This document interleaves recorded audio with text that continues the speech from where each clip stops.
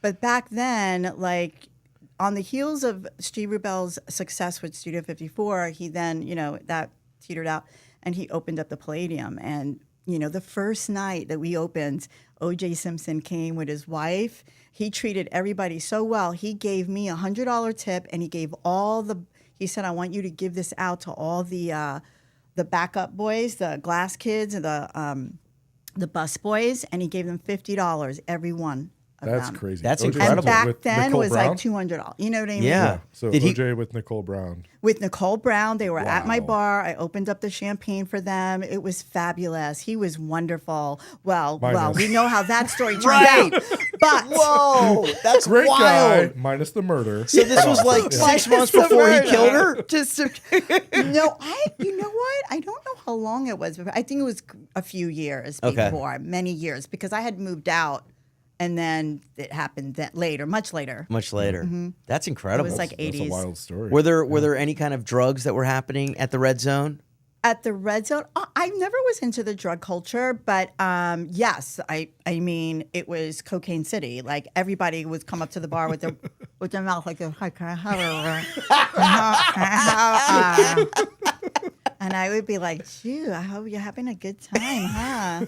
That's phenomenal. It's just like I'd be like, "You gotta just wipe it there, right now." Right. It's a little white right on the tip of your everybody nose. came to the Palladium, Boy George. Like I met so many people there. It was great. Who were some of your favorites that you met that used to Boy come George, he was in the George, bathroom, okay. and my girlfriend was helping him with his lip gloss in the mirror. So many people. We did a Madonna night where we all dressed in like a virgin. Like it was so annoying because I was pissed off because the skirt was getting in the way. Sure. But we all dressed like brides for Like a Virgin. Oh, that's really fun. The bartenders, yeah. So you're at the Red Zone and you meet these two like super producers.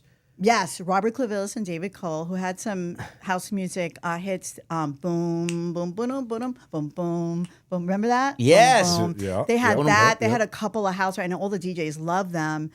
I didn't even know who they were when I met. I was just talking to him. He was like, "Oh yeah, I'm a producer. I do it." And I went, "What is your name?" Because I used to read album covers.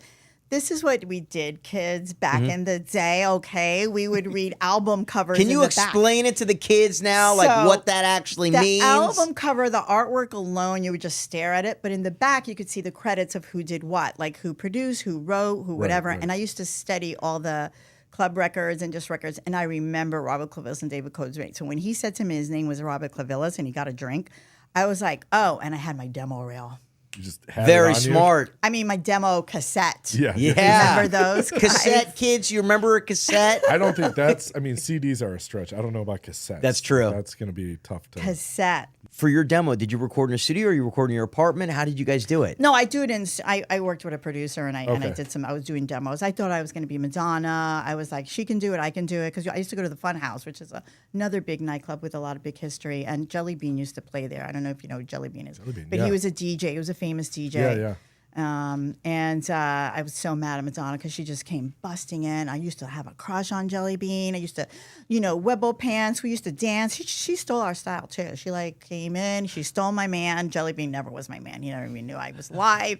I was just staring at him through the DJ booth because DJs were like, oh my God, they were gods to me.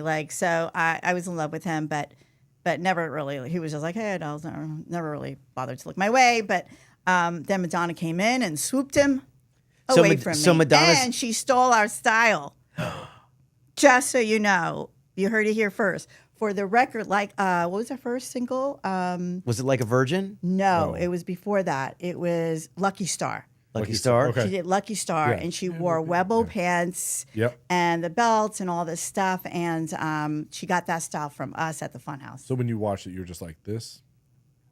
Yeah. Madonna? So Madonna's a thief. Yes, she is. No, but I was actually flattered because she thought our style was dope and it came from the streets and we were dancers. We would just there was a stage in the middle and it was all these people from Brooklyn and the Bronx and other places. And then there was a hustle corner. So every corner had some kind of dancing style. Later on, when I did Seduction, I had met Maripol, which was her stylist, who did the rubber belts. She did the album cover. So I had her do Seduction album cover, which you have, I heard, over Right here there. on set. That's somewhere. right behind you. Yes. So right here, Maripol, her name is. She did Madonna stuff.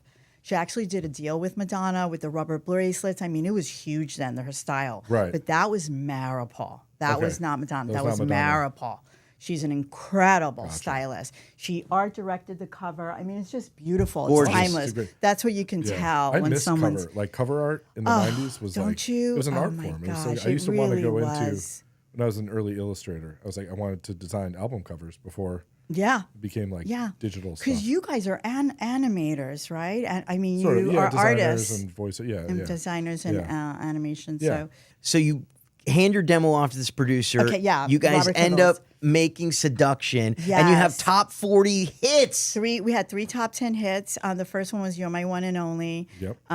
It was a big hit in the East Coast more than West Coast, and then "Two to Make It Right" was our second one. And the reason It takes two to make a thing go right. Remember that, guys? Oh, okay. so good. It takes me back to like the roller dome and just like roller skating. Yep. Such a good song. I used to audition as a kid as an actor, and Mom used to play that on Coast 103.5 Yes. on the 405 freeway. We'd have your song on.